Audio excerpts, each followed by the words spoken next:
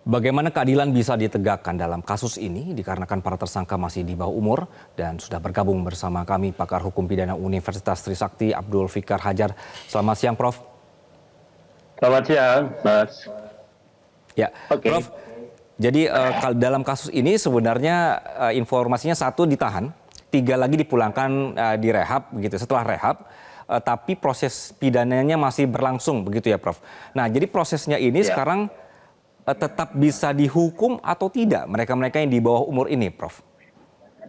ya. Oke. Terhadap mereka gini, pada dasarnya semua pelaku tindak pidana itu dikenai proses pidana dan kalau terbukti bersalah akan dihukum.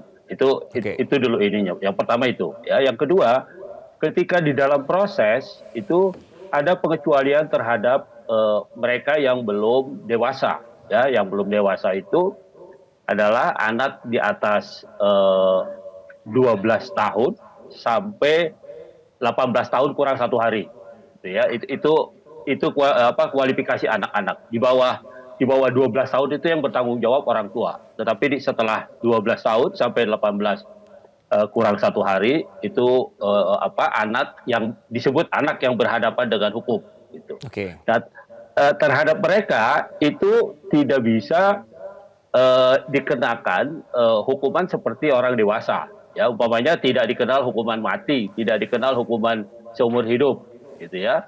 Nah, kepada mereka itu paling tinggi itu hukuman penjara sampai 15 tahun, ya, 15 sampai 20 tahun. Tetapi tidak sampai seumur hidup dan sebagainya.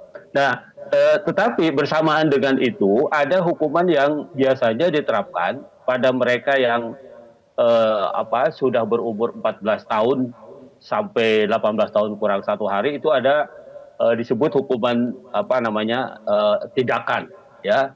Apakah itu kalau sangat ringan umpamanya pembinaan dengan hanya diperingatkan saja gitu ya, atau kan gini, konsepsi mengenai hukuman itu kan sebenarnya pembinaan, ya. Lembaga pemasyarakatan itu adalah lembaga untuk membina orang yang melakukan kejahatan kembali ke masyarakat gitu. Nah, karena itu termasuk hukuman terhadap mereka yang belum dewasa juga konsepsinya adalah pembinaan, ya.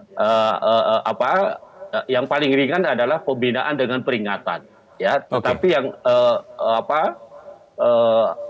yang lebih berat lagi, ya, pembinaan dengan syarat umpamanya, ya. oke, Prof. Ya, Pembinaan dengan syarat itu bisa dilakukan di dalam maupun di luar lembaga pemasyarakatan gitu, ya. Prof. Atau Maaf saya potong, juga, Prof. ya, Berarti tetap ini ya meluruskan pandangan yang salah bahwa tetap mereka ini bisa dihukum baik itu nanti penjara atau tidak itu nanti di pengadilan begitu. Tapi intinya mereka tetap bisa dihukum begitu ya, Prof ya?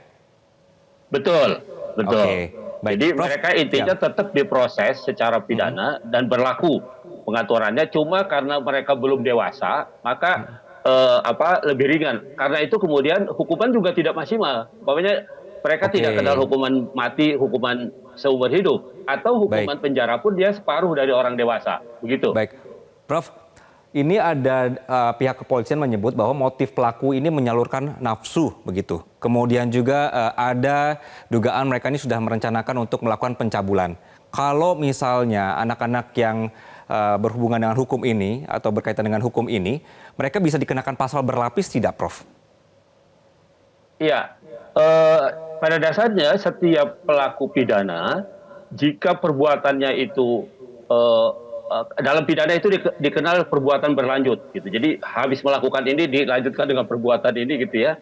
Ada Ya, perbuatan berlanjut. Nah, biasanya kalau tindakan itu bisa ditafsirkan sebagai perbuatan berlanjut, gitu ya, maka ya bisa beberapa pasal dikenakan, gitu. Ya, umpamanya meskipun hasil akhirnya kemudian korbannya meninggal dunia, gitu ya, bisa juga umpamanya tidak langsung dikenakan pasal pembunuhan umpamanya gitu, tetapi juga ada umpamanya penganiayaan, penganiayaan berat, oke. penganiayaan ringan, ya, dan ujungnya adalah bisa umpamanya melakukan pembunuhan baik sengaja maupun karena kelalaiannya, begitu, Pak.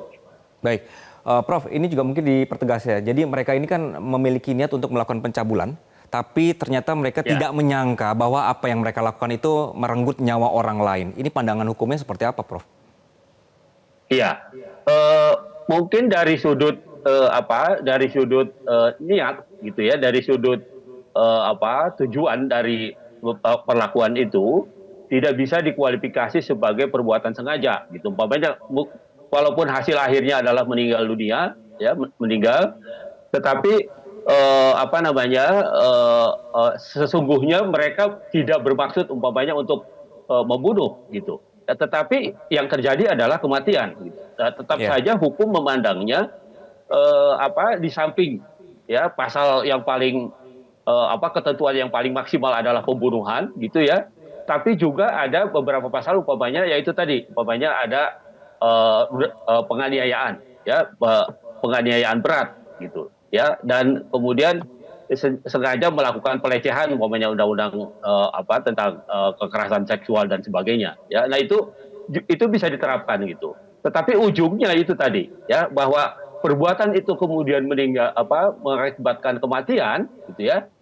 Kemungkinannya kan bisa dua, bisa sengaja, bisa kelalaian gitu. Artinya mereka tidak bermaksud membunuh gitu, tetapi karena kelalaiannya gitu ya, karena perbuatannya yang keterlaluan umpamanya kelalaian, maka yang akibatnya kematian, nah itu juga bisa diurai dalam beberapa pasal selain pembunuhan. Begitu. Baik, baik. Prof, apa yang bisa dilakukan pihak keluarga untuk memastikan bahwa para anak-anak yang berhadapan dengan hukum ini bisa mendapatkan ganjaran yang setimpal, Prof? Ya, saya kira fakta persidangan atau kejadian-kejadian itu meskipun persidangannya nanti tertutup gitu ya, tetapi saya kira saksi dan alat-alat bukti yang akan ditampilkan oleh penuntut umum gitu ya, baik penyidik maupun penuntut umum nantinya, saya kira sudah bisa membuktikan bahwa memang kematian ini disebabkan oleh perbuatan yang sengaja meskipun bukan sengaja membunuh gitu, tetapi sesuatu yang dilakukan yang maksudnya tidak membunuh ya melakukan ya itu tadi ya pelecehan seksual dan sebagainya yang ujungnya adalah kematian gitu. Nah itu yang saya kira akan diurai oleh jaksa nanti ya perbuatan-perbuatan yang meskipun nanti umpamanya perbuatan yang paling primernya itu adalah pembunuhan gitu ya, tetapi yang ada yang subsidiar yang lebih subsidiar lagi mungkin ada perbuatan-perbuatan itu gitu. Nah ini kenapa diurai begitu untuk yang pertama mendudukkan kejadian pada proporsinya, yang kedua nanti juga menjatuhkan sanksi pidana tepat pada perbuatan yang memang dilakukan oleh para pelaku itu. Begitu. Baik. Pakar Hukum Pidana Universitas Trisakti, Profesor Abdul Fikar Hajar, terima kasih atas perspektif Anda di Metro Siang. Jelajahi cara baru mendapatkan informasi. Download Metro TV Extend sekarang.